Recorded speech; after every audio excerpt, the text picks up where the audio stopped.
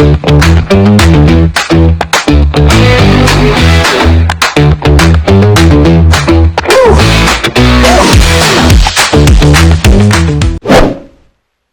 gente, buenas noches, César Bejar aquí, un episodio más de Zona RH, nosotros aquí sin corbata, sin filtro, sin nada, diciendo las cosas tal como tienen que ser. Junto a mí están mi querida Gaby, Verónica, Katy, Javier. y tenemos un invitado especial, Javier Pesante. Javier trabaja bien, un aplauso por favor para él, para recibirlo. Bien. Gracias a ustedes por recibir. Y Javier es gerente de marketing. Hemos decidido invitar a los amigos de marketing, clientes muy asiduos del área de recursos humanos como cliente interno. Clientes complicados también. Y complicados. Y muy creativos también. Esa creatividad hace que sean muy complicados en los requerimientos. De verdad. no hay. Sí. Entonces con Javier vamos a compartir hoy día una pregunta que nos hicieron en las 100 y pico de preguntas que nos mandaron. Y dice lo siguiente. ¿Cuál es la estrategia para medir la productividad del personal? Nosotros en recursos humanos utilizamos y tenemos estrategias para medir toda la productividad de la gente. Pero esa pregunta también la vamos a trasladar al área de marketing. Entonces vamos a ir poco a poco. Cada uno va a tener 30 segundos para dar una respuesta. No, mentira. Cada uno va a poder... Cada uno va a poder dar su respuesta desde su experiencia. Y comenzamos con Gaby. Ok, bueno, hay muchas estrategias, pero normalmente en talento humano siempre trabajamos con evaluaciones de desempeño. Hay evaluaciones de desempeño cuando el personal está a prueba, por ejemplo, los 90 días de prueba, normalmente se utiliza una evaluación de desempeño de estos 90 días. También hay evaluaciones de desempeño anuales o semestrales que justamente miden dependiendo de la metodología que se escoja, pero normalmente siempre es competencia, se mide desempeño, se mide actitud y obviamente siempre hay una puntuación, ¿ya? Y en base a esa puntuación después se hacen planes de mejora o planes de acción. De esa manera se puede medir un poco el desempeño. También tenemos los indicadores de gestión, que cada área y cada departamento también maneja sus propios indicadores de gestión. Entonces, por el lado de recursos humanos, normalmente esos serían las dos evaluaciones o las dos metodologías que normalmente utilizamos. ¿Ok? ¿Alguna de ustedes quiere aportar, chicas? Básicamente hemos trabajado casi como en las mismas evaluaciones de periódicas, anuales, medir la productividad con los KPI. Eso, no sé. Claro, medir la productividad a través de los indicadores de desempeño, ¿no? Que están relacionados en función directamente de la gestión o de lo que tiene asignado cada trabajador. ¿Tú qué opinas, Javier? Yo creo que el indicador de gestión es, creo, el factor común en general para las industrias, las empresas o los departamentos, ¿no? Es qué tarea te ha asignado, qué tarea tienes que hacer, en qué tiempo la has realizado.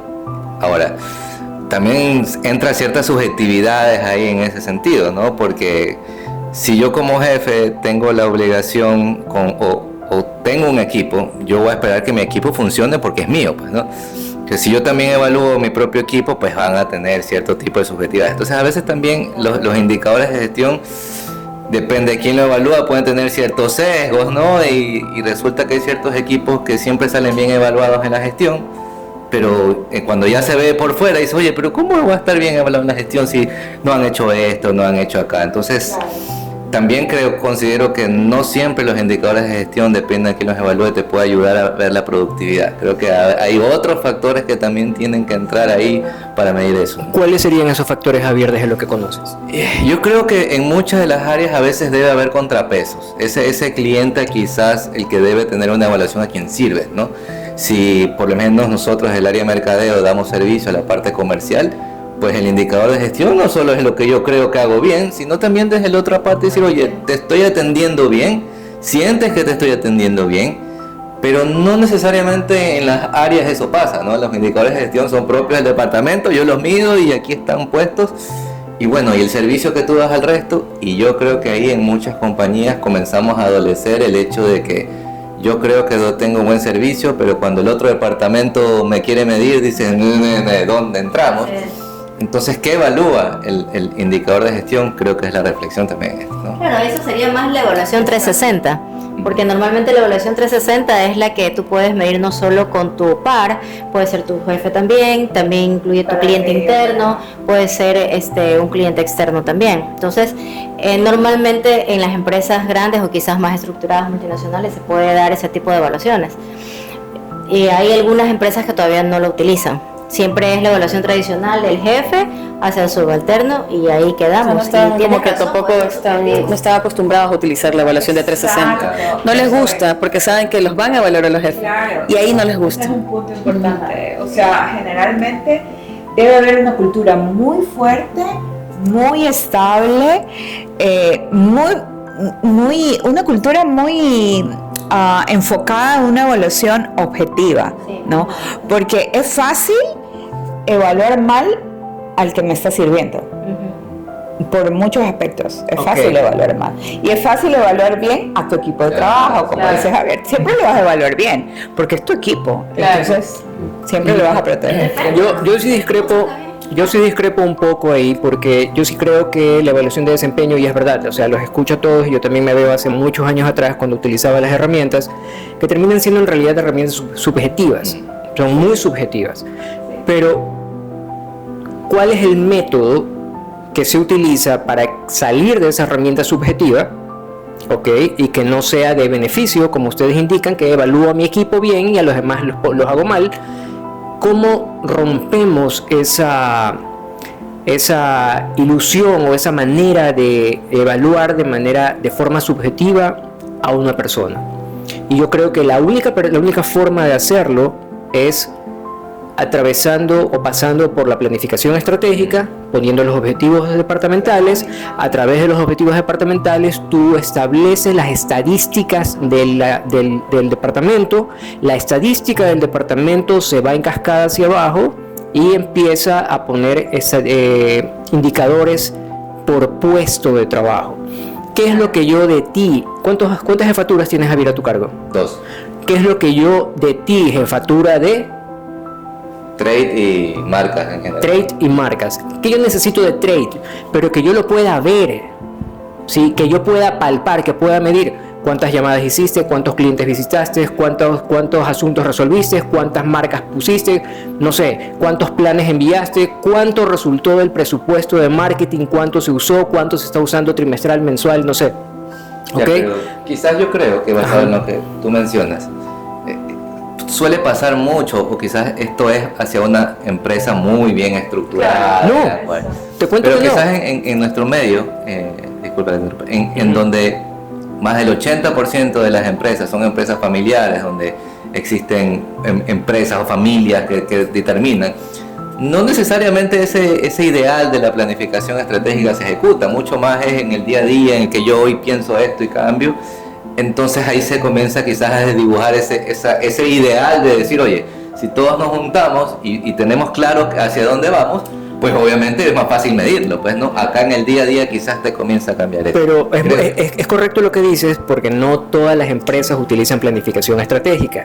Sin embargo, esa idea que tiene la cabeza, que tiene la gerencia, se puede poner en números. Y yo mido día a día. Por ejemplo, soy voluntario en una fundación. Nosotros utilizamos estadísticas, todas las semanas reportamos estadísticas a la casa matriz, y yo tengo una estadística de llamadas a personas, de contacto a personas y de invitaciones diarias que tengo que hacer a las personas que van a estudiar en la fundación. ¿Cuántos mensajes envié al día? ¿Cuánto contacto he tenido con esa persona? ¿Cuántas llamadas hice a público nuevo? ¿Cuántas personas nuevas llegaron a la misión para poderles entregar información o hacer una lectura de un test de personalidad? ¿Cuántos de esos se inscribieron? O sea, si me explico, es un tema donde no tienes una planificación estratégica detallada, tienes una global mundial, pero cada uno en su puesto desarrolla esto y hace la estadística de su cargo y la mides día a día, y todos nos reunimos los días jueves antes de las 2 de la tarde, revisamos la estadística y determinamos la condición en la que estamos, una condición de peligro, una condición de emergencia, una condición de normal, una condición en afluencia o una condición de poder. Todo depende de cómo estés. Y nosotros lo utilizamos, de hecho nos forman en la parte administrativa de la corriente filosófica de esta fundación y nos da esa facilidad. Porque efectivamente, cuando utilizas la evaluación de desempeño con llego puntual, trabajo en equipo, comunicación. Claro, o sea, yo creo que la evaluación de desempeño igual tú la puedes ir mejorando, claro, y la vas apretando. No te ayuda, pero cuando tú tienes... Claro. O sea, es que hay muchas empresas que ni siquiera están preparadas para hacer evaluación. Ahora, ojo que mira, por ejemplo, dame un KPI de marketing que tú tengas. Cumplimiento de las agendas de trabajo diarias, semanales y mensuales. Ya, perfecto. Ese KPI yo lo puedo medir. ¿Cómo hago que ese KPI vaya directamente al asistente de marketing o a la mercaderista? ¿Qué tiene que hacer la mercaderista? ¿Cuántos productos tiene que impulsar? ¿Cuántas perchas tiene que arreglar? ¿Cuántos clientes tiene que visitar? Para yo saber, y esa estadística que ella me la manda, yo en un cuadro la voy metiendo y me va dando la trayectoria diaria del movimiento. Yo, basado en lo que mencionas, y creo también que mientras más abajo en los niveles vayas, los indicadores de la productividad se vuelven mucho más complicados porque se vuelve una cacería de que la gente haga su trabajo. Y yo creo que también tiene que ver con un tema cultural, ¿no? Claro. Muchas de las veces las personas, si tú no estás atrás de ellos, pues definitivamente no continúan. Y tienen el KPI, tienen el indicador.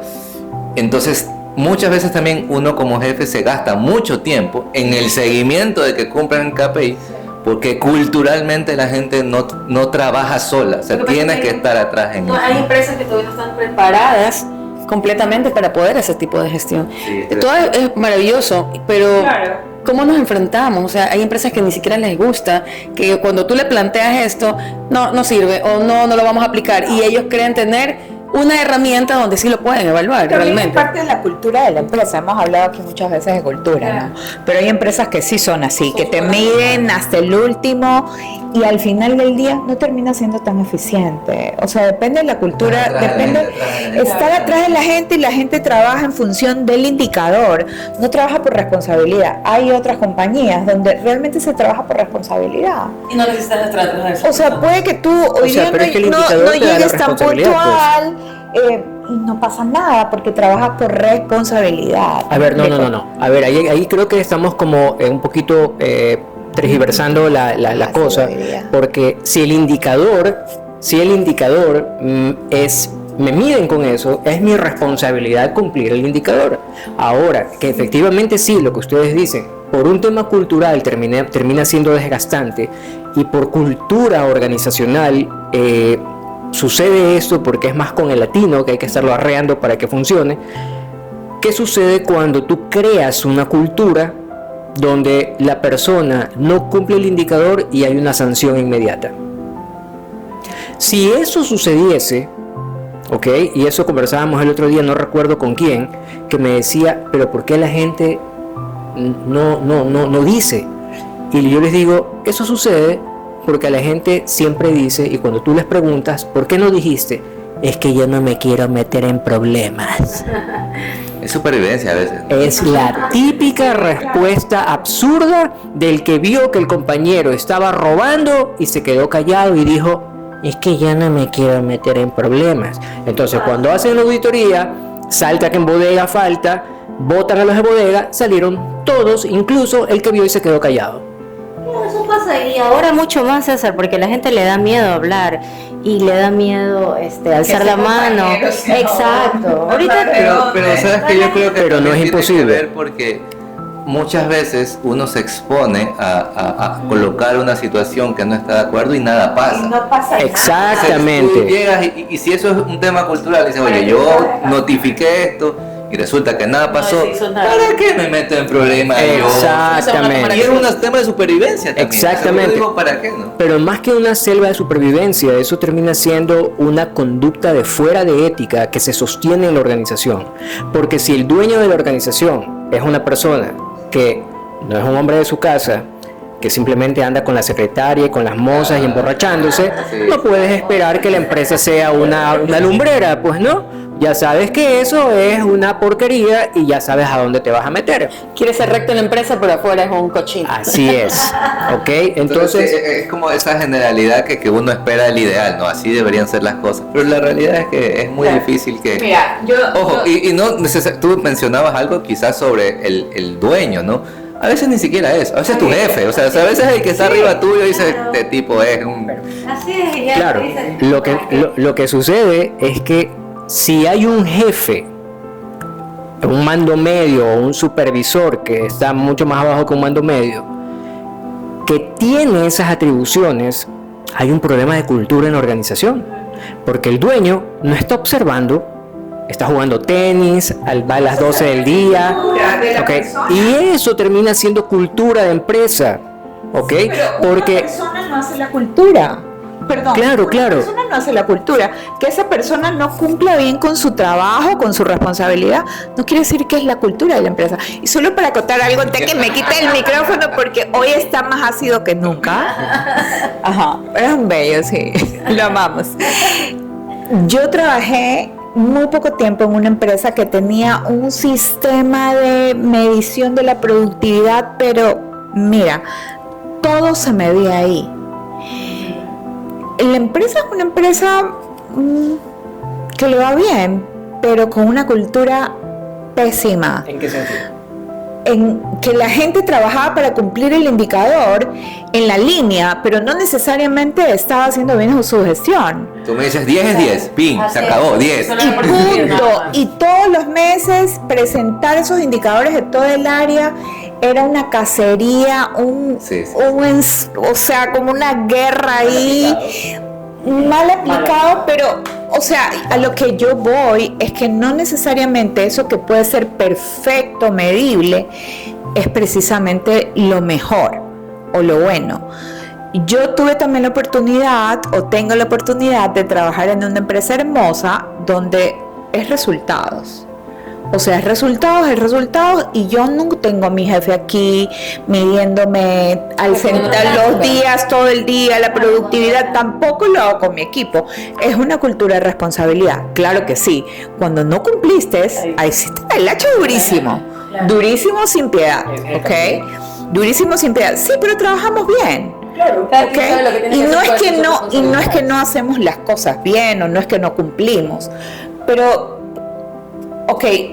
es una cultura, no sé si decir permisiva, pero sí es una cultura donde trabajas por responsabilidad. Pero también creo que de una u otra manera, no sé si lo llamarlo suerte, pero suerte de haber o contratar a alguien que tenga esa misma metodología de trabajo, ¿no? Porque finalmente el currículum aguanta lo que quiera, yo me voy a vender cuando te lo demás, pero cuando ya estás trabajando conmigo resulta que yo no puedo hacer esa metodología de resultados porque resulta que la persona que está a mi lado no me acompaña a eso y genera. Trabajo del jefe. Y recursos humanos. Si tú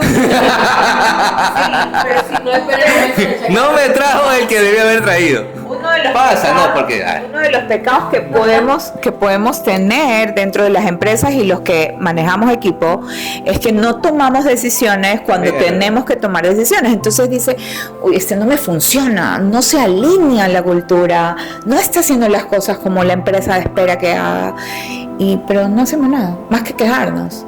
Y seguimos con la misma persona y no tomamos decisiones. Claro, nos estamos autoflagelando con el mismo problema. Entonces ahí también es responsabilidad del jefe, no es la empresa, es el jefe. Sí, no.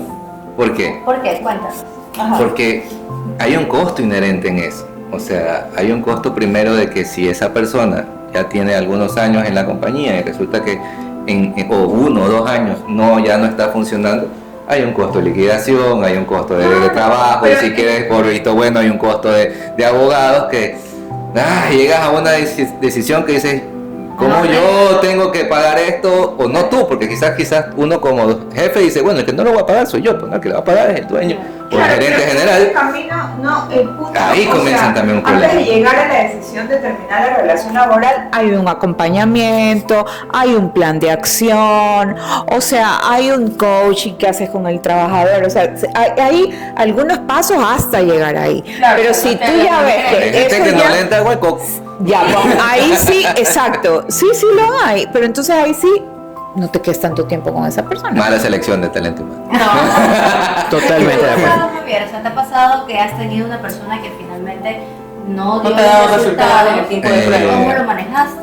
He tenido personas en las cuales pareciera broma, pero ya cuando saben que están seguros en su puesto y que de una u otra manera dicen, ya estoy estable, ya no son una Día persona 91. Día 91. Día 91, el día que dicen, Comienzan ya a estoy modificar seguro, el comportamiento y ya y pasan. pasan y bajan los brazos. Es Y como peor, en las relaciones de pareja, al enamoramiento. Los Sí. 6 meses, dicen los psicólogos, pasa. que te dure ese enamoramiento. Después es ganas calles. Sí, entonces es complicado. Depende del perfil, ¿no? Nuevamente digo yo, mientras más perfiles operativos vas más abajo, quizás sin ser peyorativo, pues quizás te pueda pasar más, quizás en niveles un poco superiores hay un nivel de responsabilidad diferente, que quizás tengan un pensamiento diferente, quizás. pero Mira, pasa. yo creo que hablo de mi experiencia, ¿no? O sea, yo respeto los criterios de todos porque todos hemos estado involucrados en esto, pero algo que a mí me ha funcionado en una cultura latina es respirar en la nuca al que Sí, sí. tiene que Lo que cumplir. yo siempre digo, A lo Sí. operativo, Sí. No necesariamente. No al operativo, sino No. al que tú ya ves que No, tiene. es que para mí es que no sencillo. quiere cambiar, si o sea, la persona no se alinea, simplemente se va. Es así de simple. Ahora, es más complejo en un cargo no operativo de planta. ¿Por qué? Porque el administrativo tiene otras estrategias para poder lograr. huevear en el trabajo. totalmente de acuerdo. Yo no ¿Ok? quise decir bonito, pero es. No, lo que es. El juego en la zona gris, juego, ¿no? Sí. No, yo soy directo. Entonces, huevean, pierden el tiempo y después están, uy, es que no me alcanzó, yo no pude terminar, tengo que venir, me va a pagar unas extras. ¿Ok? ¿Por qué? Porque es la estrategia que utilizan. Entonces, cuando tú cuando han tenido un jefe que es un cárgame las puertas y ese hombre o esa mujer les ha permitido eso se vuelve parte de la cultura de la empresa. Y alrededor también de la gente que ve eso, pues no, porque si yo estoy trabajando duro, pero resulta que al lado César está lindo tomándose un cafecito cada 2 horas, Te mata las ganas, no, pues. hermano, yo también me voy. Y te pues. mata las ganas. Claro. Como tú dices, se vuelve una cultura de decir, no, ¿para qué? Pues, Exactamente. hermano. O sea, hay una Refuerzo. contaminación también de eso, del producto de líderes que no toman decisiones en ese sentido. Pero ahí- que está un favoritismo con algo. Ahora, ¿qué sucede ahí? Un punto bueno, importante que ha dicho Javier. ¿Qué sucede Y ahí? eso mata la productividad, que es parte de lo que estamos discutiendo. Totalmente. Totalmente. La gente se desmotiva. ¿Y qué es lo que sucede ahí? El dueño, en su desesperación, porque después de estar viajando por el mundo, jugando tenis hasta el mediodía, cuando se da cuenta que los resultados empiezan a bajar y que los costos se le están elevando porque las horas extras se están subiendo, entonces empieza como, ¿y qué pasó? Hay que hacer un recorte, hay que hacer una consultoría. Llega el consultor, le dice lo que tiene que hacer, Pero no quiere tomar, pero no quiere tomar hace. decisiones. No quiere tomar acciones. No toma decisiones. ¿Por qué? Porque es que tiene 10 años conmigo. ¿Y cómo hago entonces? Sí. Ese es el líder paternalista. No, es el líder pendejo. Son los paternalistas. No, pero mira, yo creo también Tiene el que... problema, pero no se quiere deshacer del problema. Exactamente. Yo creo que también muchas veces la misma gente daña el corazón de los dueños. Sí, Y exacto. quizás ahorita le damos el líder que se va a Exacto. jugar y listo. Sí, pero también hay líderes que dicen, yo dejo a mi gente trabajar, yo dejo a mi gente tranquila, pero ese tipo de personas que pasa ese tipo de cosas abusan, que comienzan a decir y tener jefes que dicen, no, pues ya, o sea, yo Sí. machete, no, lo siento, ya, no vas a tener esto, Tienes no, razón. ¿qué horas extra cero? No, pero si yo sí trabajo en horas extras, sí, pero el de allá está haciendo horas extras innecesarias, entonces machete para todos. Sí, perdón un ratito. Sí, Es tienes correcto. razón. O sea, a veces los líderes o los dueños de empresa, organización, lo que hacen es hacerse más duros, ese corazón duro, porque a veces la gente también abusa. Abusa, sí. Y ha sucedido que roban, abusan. Y escuché una vez a un empresario, exacto, Sí. que decía, yo prefiero tener adentro un ladrón que a un sapo.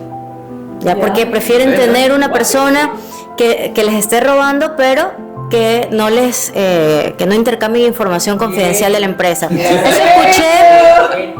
Eso escuché hace muchos miavos, o sea, no de ahora, es de hace muchos años.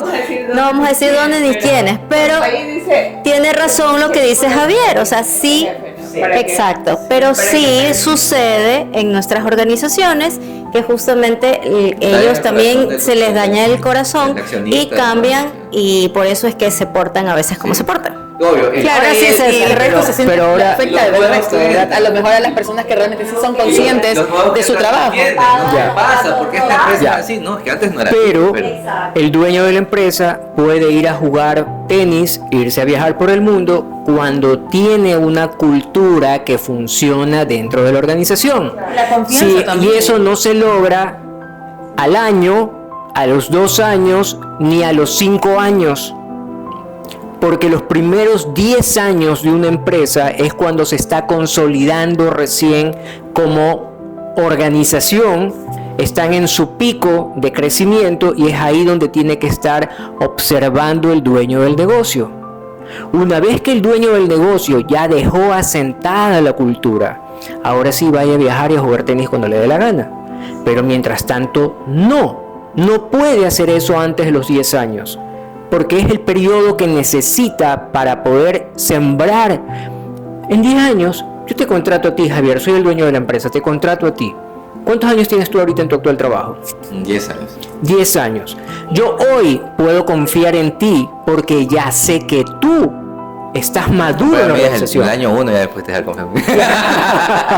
Sí, pero ya te conozco, o sea, ya en 10 años ya hay mucha agua corrida bajo el puente. Entonces yo ahí ya puedo decir... Déjame terminar la idea, por favor. Ya. Entonces, en ese momento tú ya puedes soltar a la persona porque ya la hiciste a tu forma, a tu cultura, a lo que tú quieres en la organización. Antes de eso, es un error garrafal. Te va bien en el negocio, sí, muy lindo, estás despuntando a los 3 años, bien, hiciste un muy buen capital, triplicaste tu inversión, sigues creciendo, ahora sí. Vámonos a París, vámonos a Nueva York, vámonos a Emiratos Árabes y dejas y sueltas las riendas de la empresa y empiezas a subir fotos en Instagram, fotos en Facebook. Esa gente que está en tu organización está recién naciendo. ¿Y qué es lo primero que ven? ¿Qué es lo primero que dice el resentido social? Con mi esfuerzo, con mis sudores que se va a viajar. Eso es lo que dicen. Pero ese resentido social que lo tienes ahí como un espía y destructor en silencio dentro de la organización, te va a dañar la empresa. Entonces, si no hay mecanismos que sean objetivos para poder medir la conducta de la persona, el tono emocional de la persona, tú no sabes con quién estás confiando. Por eso el proceso de selección es sumamente importante para determinar el tono de la persona. Tú determinas el tono de la persona, si es un hostil encubierto, si está en miedo, si está en ira, si es una persona que está en antagonismo, si es una persona que está en alegría, si está en creatividad. Si tú determinas el tono emocional, tú ya sabes cómo vas a poder contar con esa persona. Y el tono emocional siempre es así. Siempre es así. Tú tienes el tono emocional de la persona y tú ya sabes cómo es. Lo conoces en todas las áreas de su vida. Eso está ahí en ese libro que se llama Ciencia de la Supervivencia.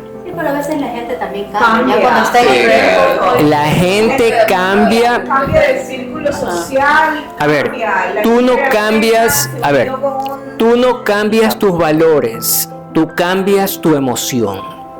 Tú no cambias lo que eres. Porque, por ejemplo, voy a poner un ejemplo tétrico y horrible en este instante. ¿Quiénes de ustedes se meterían a vender droga? Por necesidad. No. ¿Por qué? Porque eso trae sangre, es destructivo, daña familias, daña sociedad. Punto. Eso es un valor. Por mucho que me esté muriendo de hambre, lo último que yo haría sería vender drogas. Esos son valores, son parte de la persona. Que parte creo yo de una construcción, vamos a decir, de una sociedad donde desde chiquitos nos han criado para eso. Quizás desde nuestro nivel, en términos educacionales, familia, pues tenemos esa estructura de valores. Pero la realidad es que la sociedad, que es la gente que trabaja con nosotros, la gente que está en el día a día con nosotros, no necesariamente se crió con ese tipo de estructuras bien movidas. Y finalmente es la parte de tu organización o de lo que tú lideras, ahí está metido también esa persona. Entonces, ese es el ideal, obviamente, que todos vamos a buscar, pero también hay que lidiar con esas personas o con ese equipo de personas que no tienen ese arraigado valores como tú tienes. Pero ¿cuál es la labor del jefe? Ahí viene, creo yo, una discusión. Yo tengo que enseñarle valores a la gente, yo tengo que enseñar. Eso no es así. Yo soy creo que el eso ejemplo. viene de- entonces comienza a ver esas circunstancias que me tengo yo más que centrar en la productividad, que es parte de esto, que me están pagando para generar una productividad, en rescatar, enseñarle a la gente que está bien. Entonces, O sea, no enseñarles, porque la gente te observa. O sea, un empleado que entra a una organización, y lo hablo por temas operativos, en planta, está observando al jefe. Si ve que el jefe es medio chueco, que llega tarde, que hace lo que le da la gana, entonces sacan su parte animal y la ponen de manifiesto. sí, pero también, si Pero- el jefe es correcto y recto, no necesariamente eso contagia a la gente y dice, mi jefe es recto, yo Créeme también voy a que hacer sí. lo mismo. Créeme que sí. necesariamente. O sea, por lo menos sí raya un poco la cancha, porque si es un liderazgo ejemplar, si el líder es el que da el ejemplo, si la gente como que se aguanta y dice, no, pues este man llega temprano, si yo llego tarde, me va a hacer el llamado de atención, me va a llamar la atención. Entonces, Yo tengo casos que sí. no le importa. porque no respetan al jefe. No respetan al jefe. O sea, ¿Cómo lo manejas? O sea, Ya con finalmente... la parte coercitiva, que es lo que tú dices, ¿no? La parte de la presión, de soplar en la nuca, como te dices, ok, tienes que estar a tiempo, Ya o sea, directamente al castigo. ya vas al castigo, ya vas como que, o sea, porque por más que yo soy el primero que llego en la oficina, yo soy el primero que llego en la oficina. Entonces, por ejemplo, todo el mundo debe llegar temprano, pues si a mí me ve llegando el primerito en la oficina, no pasa. claro. No pasa, pues es la Pero- realidad. atención, ¿qué No, sucede? jefe, O sea, perdone, sí, voy a cambiar, no sé cuánto, sé que entran en Multa una del curva 10% del una sueldo. curva de estoy bien durante algún rato y ya después, como en el tema de las drogas, comienzan a recaer nuevamente. Multas, se acabó la tardanza.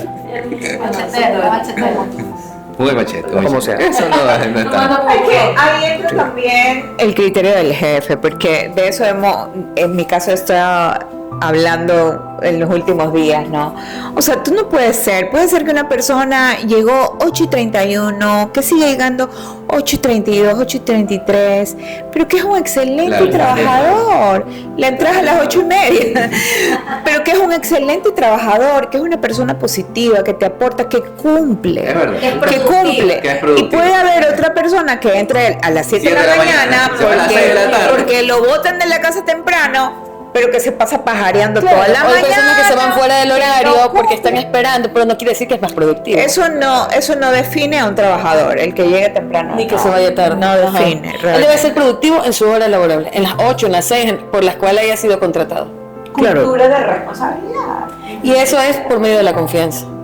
Claro, confianza. Y un poco, o sea, lo que dice César, ¿no? Ahí, ok, yo estoy de acuerdo contigo que hasta los 10 años tú no puedes soltar tu empresa porque está en un proceso de construcción todavía, ¿no? Y no puedes confiar.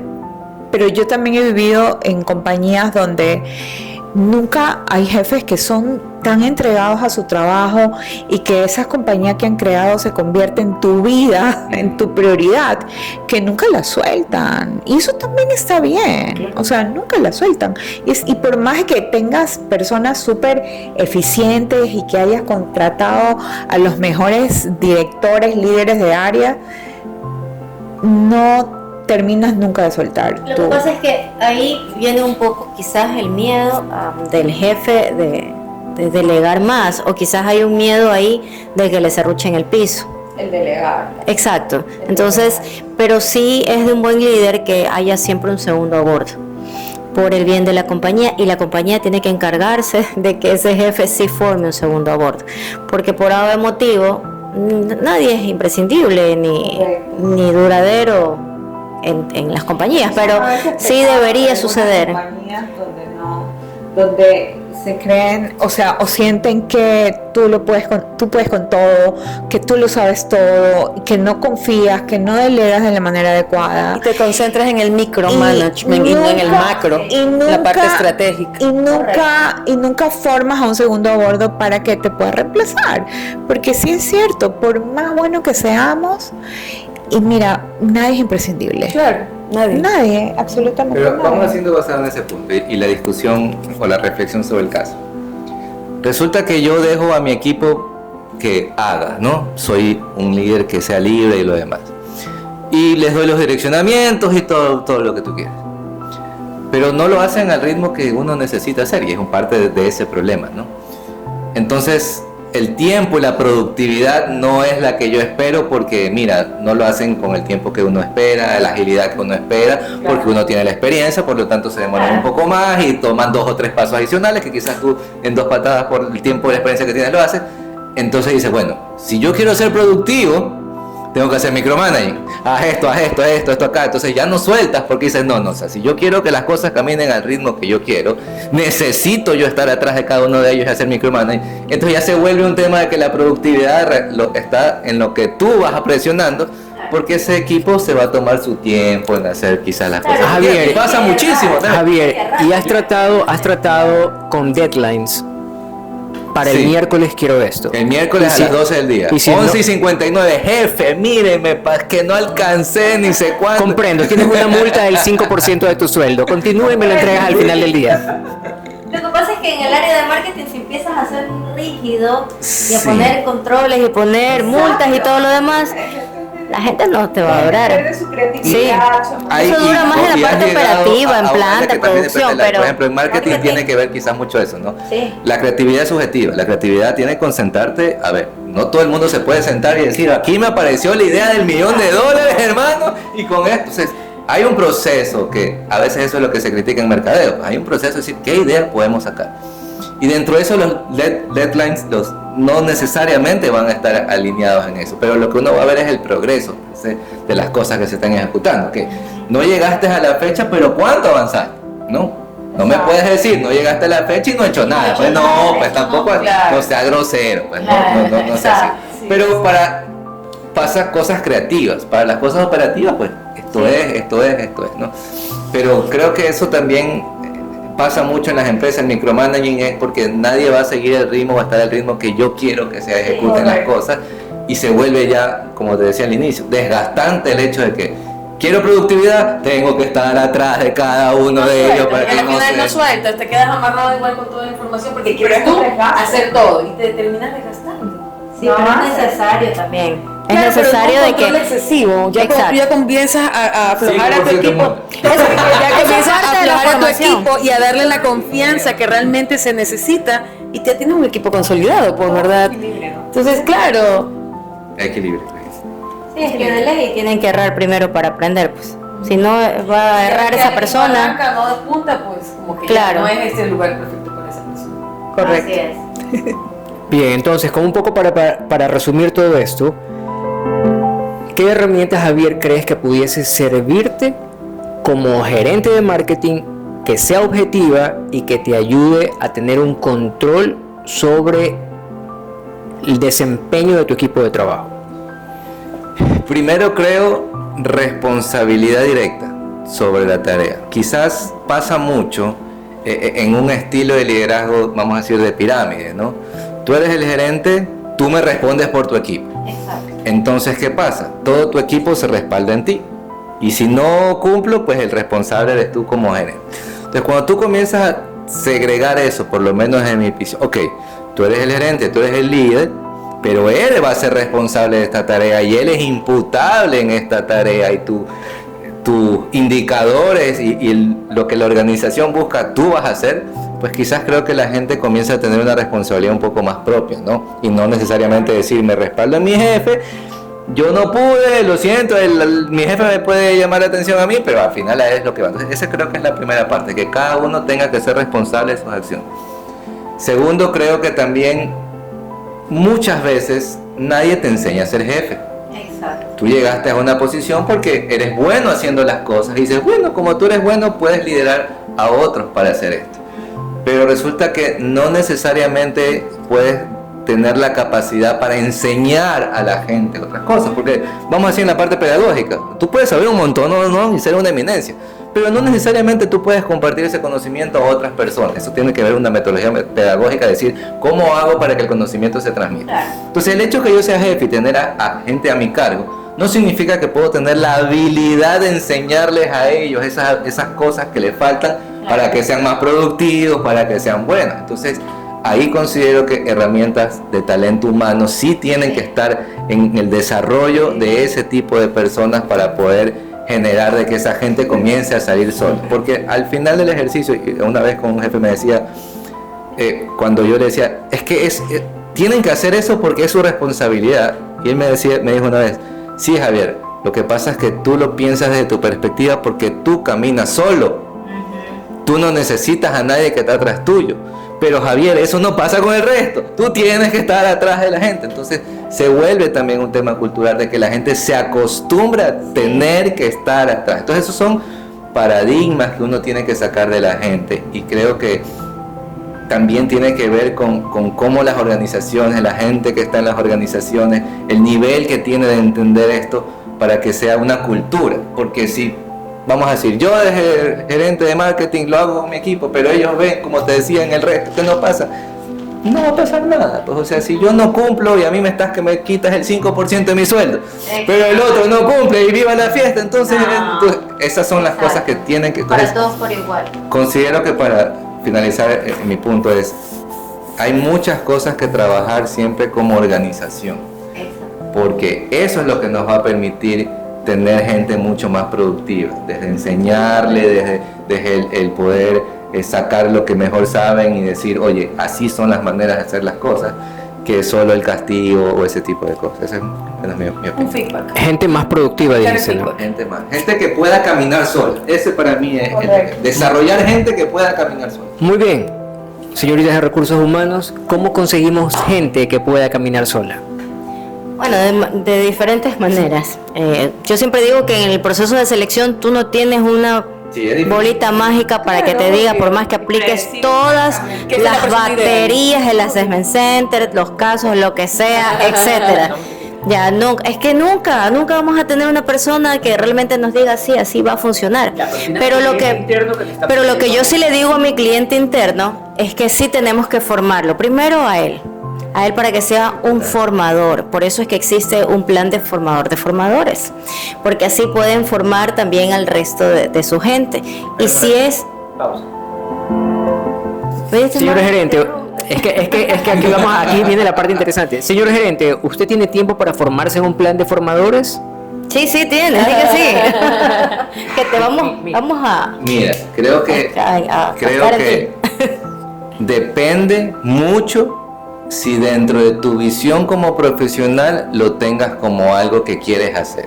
Porque la realidad es que yo vengo y tú no tienes ni quieres ser el profesor de nadie por más cursos que... Entonces yo vengo y te digo, ¿sabes qué? Véngase acá que yo le voy a hacer formador de formadores. Compadre, yo no quiero, yo tengo cosas que hacer y trabajar. Entonces creo que la principal razón que quizás en muchas veces no funciona es porque la gente no quiere, o no tiene la disponibilidad, o no quiere hacer. La disposición es la palabra correcta. Tienes esa respuesta, ¿cómo manejas el programa de formador de formadores con una realidad como esta? Claro, él no lo voy a considerar, pero voy a considerar otros formadores internos. Claro. Y obviamente tengo que hacer un mapa de talentos, o sea, realmente del equipo de él, quiénes son las personas que tienen el talento y tienen realmente la materia prima para poder, porque no vamos a gastar pólvora en gallinazo. Si no hay ninguno. Y si no hay ninguno hay que tomar decisiones. Votar a todito. Pues, si hay que tomar decisiones. Vota al jefe. No me votes, oye, espera, estoy invitado, no me votes. No, vamos a votar al gerente, pues. El jefe siempre dice siembra en tierra fértil. Claro, sí, por supuesto, de acuerdo. ¿Qué otra herramienta usarían? A ver, señoritas de recursos humanos. A ver, Katy. Mira, yo constantemente cuando tengo así problemas aplico el feedback. O sea, converso con la persona, qué problema tienen, qué la podemos ayudar. Porque puede ser... O sea, con la persona que ya está en el puesto y que a lo mejor tiene problemas, es una herramienta. Correcto. Entonces, comienzo a aplicar el feedback. Porque a veces no son problemas que son de la empresa, a veces ellos vienen con problemas personales. Obvio que es inevitable que esa persona que tiene algún problema no lo traiga a la empresa. Y eso es lo que le está impidiendo que a lo mejor esta persona sea productiva. Entonces, trato de un poco más indagar, hacer como que un feedback, conversar, cuáles son sus falencias, tratar de motivarlo y verle las cosas diferentes. Realmente donde yo trabajo, sí hay bastante presión. Entonces, trato yo de que la gente se mantenga como que en el mismo ritmo, de que cuando tú entras como que embalado, que yo quiero hacerlo mejor, quiero transformar todo, y poco a poco van como que bajando. Pero quiero que ellos se mantengan en ese mismo ritmo. Entonces, ahí es como que Recursos Humanos intercede, los apoyamos, les damos todas las herramientas. Necesitas esto, ven, que yo te ayudo. Oye, que necesito un formato, ven, lo hacemos. Que necesito esto, ok, para que no fracasen en el intento. Porque al final el problema vuelve a ser mío, porque la persona se termina yendo y tengo que yo otra vez hacer un proceso de selección que inicialmente ya lo hice y fue un desgaste hacerlo. Entonces, no, ¿sabes qué? Te ayudo, vamos, nos metemos en el proceso de aprendizaje, que quizás no es de mi área, pero trato de apoyarlo con el material que yo tengo, ¿ok? Es lo que yo he aplicado. Berito. Pero a veces, por más de que uno tenga la voluntad, la buena intención de acompañar a esa persona, es un desgaste. Claro. Y es mucho más fácil, ¿sabes qué, hijito? Tenemos la oportunidad, pero si no funciona, no pasa nada. Gracias, chao. Es más fácil volver a hacer otro proceso de selección. Porque tú no puedes tampoco, o sea, en serio, por más de que tengamos corazón y la voluntad de ayudar a ese ser humano que probablemente necesita el trabajo porque tiene una familia XY, pero si no le da, no le da. Claro. Y en el proceso de selección, nosotros utilizamos todas las herramientas necesarias o todas las herramientas que tenemos para Minimizar el error y que sea justamente la persona que más se ajuste. Porque no es que la persona sea buena o mala o... No, que se ajuste. Claro, no hay persona perfecta, no hay candidato perfecto. Exacto, que se ajuste a lo que la compañía busca. Pero en ese proceso... Pero mi cliente me está pidiendo una persona productiva, que no se respire en la nuca y que haga eso. ¿Qué hacen para darle al cliente? Bueno, hay mides competencias, pues. Mides cómo está la habilidad de esa persona para resolver problemas, cómo está su rapidez, mides si tiene el conocimiento para realizar esas tareas de a qué manera. La actitud y las ganas. Y si tiene... ¿Qué pasa donde no tiene las ganas? Los valores, si no tiene las ganas... Yo hago mi trabajo, lo que no tengo las ganas es caminar solo. No, chao, pero ahí sí, chao, porque hay un periodo de prueba también de 90 días. Una curva de aprendizaje. No necesariamente. Exacto, en esos 90 días. Día 91, o sea. No necesariamente. Pasa un año y esa persona después del año cambió, después de 2 años cambió. ¿No? Las personas somos vulnerables, somos seres humanos, o sea, nadie es fijo, o sea, por más de que nosotros hagamos lo que hagamos, no vamos a pretender que la persona que contratemos necesariamente tiene que ser perfecta o que se va a quedar toda la vida en ese puesto. Que 3 días y dicen, no, yo no me sirvo. También hay una realidad. No hablamos de perfección, hablamos de una persona que mi cliente quiere que sea productiva. Pero y que haga las cosas. Medimos habilidades blandas. Eso dile al cliente. Medimos, el cliente interno sabe que medimos habilidades blandas, que medimos un montón de cosas, que medimos valores también, ¿no? Pero, que hacemos una entrevista profunda y que vamos a conocer a la persona. Todo muy lindo, muy bonito, pero la realidad es, por lo menos desde mi perspectiva, es que a menos que tengas un departamento de talento humano bastante amplio, una organización de 300 personas, 400 personas, en las cuales existen 30 jefes, manos medios, es difícil llevar a ese proceso, decir, bueno, vamos a hacerle este acompañamiento al señor que va ahí, el de aquí, el de allá y el de acá, para ser gente productiva, ¿no? Entonces, creo que la visión es cómo hacemos algo mucho más masivo, por decirlo de cierta manera, que permita a los equipos en general poder hacer eso, porque también, como dices tú, esa parte de feedback de 1 a 1, si lo hacen desde talento humano, hermano, una compañía de 500 personas termina en el 2050. No, es que ese feedback es del jefe. Feedback es del jefe.